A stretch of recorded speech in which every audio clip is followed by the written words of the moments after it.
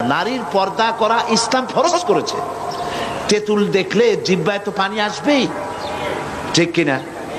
আগুন দেখলে ভয় তো লাগবেই, সাপ দেখলে ভয় লাগবে, আগুনের কাছে জমাট ঘি থাকলে গলে যাবেই।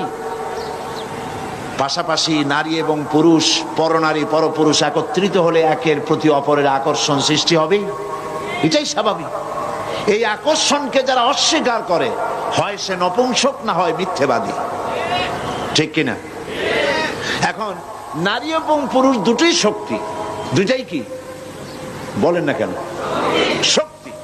এই দুই শক্তি দুই জায়গায় অবস্থানের কথা ইসলাম বলেছে।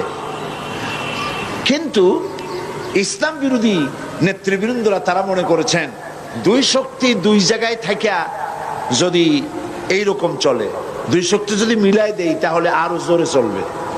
যেমন স্টিমার চলে আগুন আর পানি দিয়া।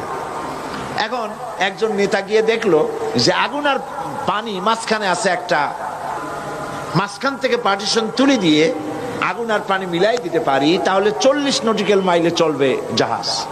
এই মনে করে কোন নেতা প্রগতিবাদী, তথাকথিত দুর্গতিবাদী কোন নেতা স্টিমারের আগুন আর পানির মাঝখানের পার্টিশন যদি তুলে ফেলে দেয়, তাহলে আপনারা বলেন 40 মাইল বেগে সামনে যাবে না পাতাল